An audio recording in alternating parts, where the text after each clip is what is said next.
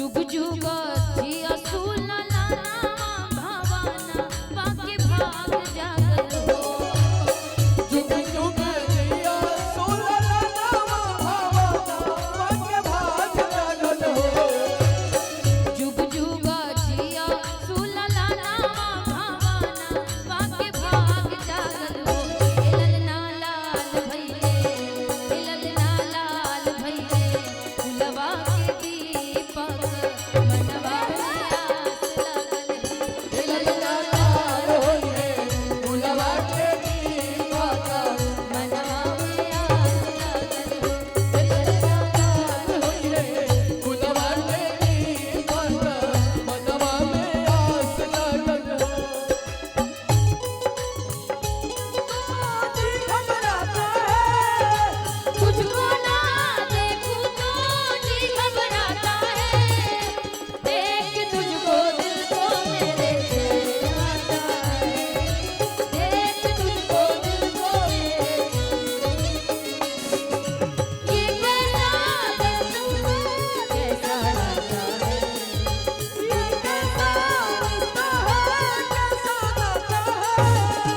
देख तुझको दिल को मेरे चैन आता है हो देख तुझको दिल को मेरे चैन आता है। ललना लाल होइले फुलवा के दीपक मनवा में आस लागल हो।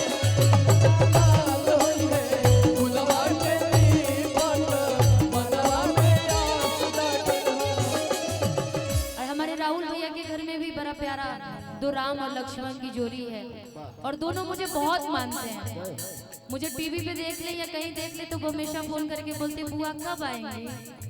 तो उन दोनों बाबू को भी बहुत सारी शुभकामनाएं कि आगे चल करके राहुल भैया का नाम रोशन करे और अपने निशा बुआ का भी नाम रोशन करे, यही कामना है। नकिया तो हुए जैसे बाबूजी के अखिया हमारी के हो। नदिया का होवे कैसे बाबूजी के अखिया हमारी के हो। नकिया तो हुए जैसे बाबूजी के अखिया हमारी के हो। ललना मुहावा हो ललना मुहावा हो जनवा सुरु जावा जरूर से भइले हो। ललना मुहावा हो जनवा शुरू जावा तो जरूर सोल भइले।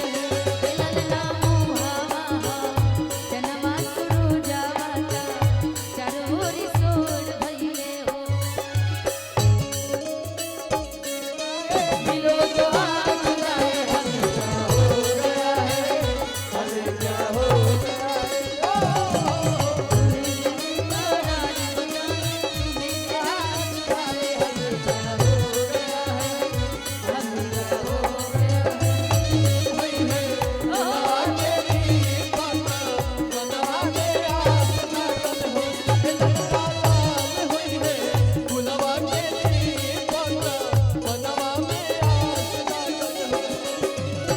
सासु सुहागिन पर भागिन अनधन लुटावेली हो।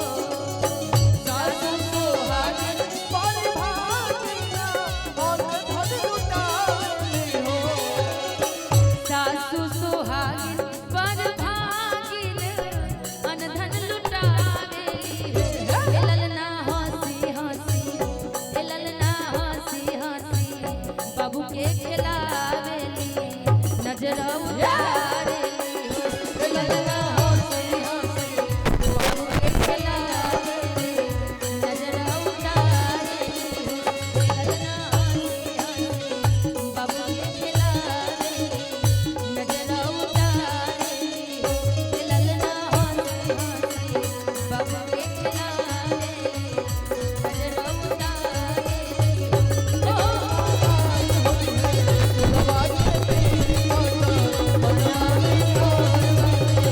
ललना लाल होइले फुलवा के दीपक मनवा में आस